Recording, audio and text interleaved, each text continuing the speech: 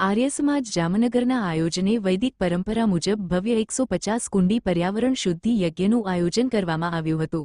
પર્યાવરણને શુદ્ધ અને પ્રદૂષણમુક્ત બનાવવાના ઉદ્દેશ સાથે યોજાયેલા આ યજ્ઞમાં વૈદિક મંત્રોચ્ચાર સાથે આહુતિઓ અર્પણ કરી પ્રકૃતિ સંરક્ષણનો સંદેશ આપવામાં આવ્યો।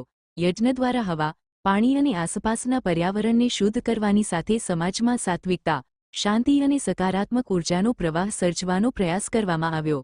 કાર્યક્રમમાં આર્ય સમાજના સભ્યો, શ્રદ્ધાળુઓ તથા નાગરિકોએ મોટી સંખ્યામાં હાજરી આપી હતી।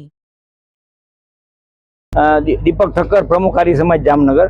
આર્ય સમાજ જામનગરનો 18મો વાર્ષિકોત્સવ અને શ્રીમદ દયાનંદ કન્યા વિદ્યાલયના 78મા વાર્ષિક ઉત્સવના ઉપક્રમે યોજાયેલ પંચદિવસીય વાર્ષિકોત્સવના ઉપલક્ષમાં આજરોજ અંતિમ ચરણમાં 201 કુંડી પર્યાવરણ શુદ્ધિ યજ્ઞનું આયોજન કરવામાં આવેલ છે। જેમાં જામનગરની ધર્મપ્રેમી જનતાએ બોડી સંખ્યામાં ભાગ લઈ અને અમને ખૂબ ખૂબ સાથ સહકાર આપેલ છે।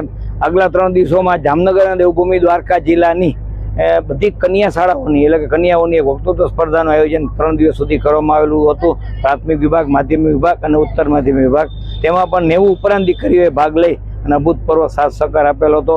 ત્યારબાદ અમારે પૂર્વ વિદ્યાર્થિનીઓનું આર્ય આભાના એવોર્ડથી સન્માનિત કરી ગણમાન્ય વિદ્યાર્થિનીઓનું અને અમારી વિદ્યાર્થિનીઓ અને શિક્ષિકા બહેનોનું સન્માન કરવાનો અમને અવસર મળેલ।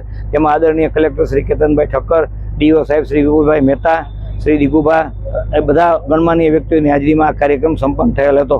સમગ્ર કાર્યક્રમ દરમિયાન અખબારી જગત, પ્રેસ મીડિયા, સોશિયલ મીડિયાનો સહકાર પ્રાપ્ત થયેલ હતો। તેમનો પણ આભાર વ્યક્ત કરું છું અને જામનગર શહેરની જનતાનો પણ આભાર વ્યક્ત કરું છું।